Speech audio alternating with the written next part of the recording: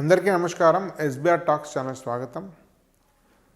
మిత్రులారా, శ్రీ చైతన్య నారాయణ పట్ల వ్యతిరేక భావం ప్రజల్లో పెరుగుతుంది. అనేక మంది శ్రీ చైతన్య నారాయణకు ప్రత్యామ్నాయంగా ఆల్టర్నేట్గా ఉండేటువంటి సంస్థల వైపు దృష్టి సారిస్తున్నారు. దాంట్లో భాగంగా అనేక నూతన సంస్థలు కూడా చాలా సక్సెస్ఫుల్గా ఎస్టాబ్లిష్ అవుతున్నాయి. దాదాపు 15 ఏళ్ల కింద స్థాపించినటువంటి నానో చాలా సక్సెస్ఫుల్గా నడుస్తుంది. 12 ఏళ్ల కింద స్థాపించిన 9, 5 ఏళ్ల కింద స్థాపించినటువంటి ఇగ్నైట్ మాడ్యులర్ సంస్థలు ఇవి చాలా సక్సెస్ఫుల్ నడుస్తున్నాయి. ఇవి కాక కూడా అనేక సంస్థలు ఉన్నాయి. వాల్యూకి నడుస్తుంది, మంచిగా వాళ్ళు టీచ్ చేస్తున్నారు. కొంచెం ప్రెజర్ ఎక్కువన్నా మీకు మీరుపేట ఉండేటువంటి మైటీ నడుస్తుంది. ఇలా అనేక సంస్థలు కూడా నిలబడ్డాయి మొత్తం మీద. ఇవి చాలా కష్టపడి కొద్దిమంది విద్యార్థులతోటి స్టార్ట్ అయ్యి మెల్లిమెల్లిగా ఎదుగుతున్నాయి. మాడ్యులర్స్ 5గురితో స్టార్ట్ అయింది. ఇప్పుడు సుమారుగా 700 మంది, 800 మంది స్టూడెంట్స్ ఉన్నారు. అదేవిధంగా 9 నానో కూడా కొద్దిమంది విద్యతో స్టార్ట్ అయ్యి చాలా పెద్ద స్థాయికి ఎదిగినాయి. ఇగ్నెట్ కూడా అంతే.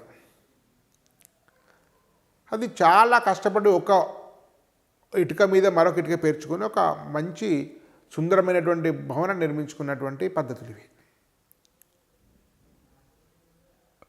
కానీ ఎలాంటి టీచింగ్ అనుభవం లేకుండా యాడ్ ఏజెన్సీ నడిపేటువంటి ఒక వ్యక్తి, కాలేజీలకు అడ్మిషన్ చేసేటువంటి ఒక వ్యక్తి, ఒక రెసిడెన్స్ అనే ఫ్రాంచైజీ కోటా నుంచి తీసుకొని ఒక 3 సంవత్సరాలకు దాదాపు ఒక 15 బ్రాంచులు, వేలాది స్టూడెంట్స్ను తీసుకొని ఒక మరొక శ్రీ చైతన్య నారాయణ లాగా అయ్యే ప్రయత్నం చేస్తున్నారు. అయితే శ్రీ చైతన్య నారాయణ కూడా ఒక 40 ఏళ్ళు కష్టపడితే ఆ స్థానం వచ్చింది. వాడు 2 ఏళ్ళు 3 ఏళ్లలో 10 బ్రాంచ్ 15 బ్రాంచ్ పెట్టలేదు. నారాయణ 10 ఏళ్ళు దగ్గర నడిపిన తర్వాత బ్రాంచ్ 10-15 ఏళ్ళు నడిపిన తర్వాత వాళ్ళ అకాడమిషియన్స్ ఎన్ని విమర్శలు ఉన్నా అవి ఒక కష్టపడ్డ తర్వాతనే, అనేక సంవత్సరాల ఫలితం తర్వాతనే అవి ఎక్స్పాన్షన్ చేయడం జరిగింది, విస్తరించడం జరిగింది. ఇంకా రెసిడెన్సు హైదరాబాద్ ప్రారంభించిన వ్యక్తి పూర్ణచంద్రరావు అనేటువంటి వ్యక్తి, గుంటూరు సంబంధించిన వ్యక్తి, కేవలం చెట్టు పేరు చెప్పి కాయలు అమ్ముకోవడం, రెసిడెన్స్ ఫ్రాంచైజ్ తెచ్చుకోవడం, అక్కడ ఉండేటువంటి అది మంచి సంస్థ కోటారు. నేను కూడా వెళ్ళాను అక్కడికి. సో ఇక్కడ సేమ్ శ్రీ చైతన్య నారాయణ లాగానే అంతకంటే కొన్ని మైదాపూర్ బ్రాంచ్కి తక్కువ ఫీజు తోటి నాసిరకం ఫ్యాకల్టీతో పెట్టుకొని శ్రీ చైతన్య నారాయణ పట్ల ఉన్న వ్యతిరేక భావాన్ని సొమ్ము చేసుకుంటున్నాను. కానీ ఇది మరొక శ్రీ చైతన్య నారాయణ కొన్ని సందర్భాల్లో అంతకంటే అధ్వానమైనటువంటి రిప్యుటేషన్ లేదు దానికి. సరే, కాలేజీ అన్న తర్వాత చిన్న చిన్న సమస్యలు ఉంటాయి, చిన్న అసంతృప్తి ఉంటాయని కాదనడం లేదు. చాలా అడ్మినిస్ట్రేటివ్ ఫెయిల్యూర్ ఉంది, స్టూడెంట్స్కి డిసిప్లిన్ ఇష్యూస్ లేవు, స్టూడెంట్స్లో రకరకాల నేను చెప్పకూడనటువంటి ప్రవృత్తులు లోనవుతున్నటువంటి సంఘటనలు నేను వింటున్నాను.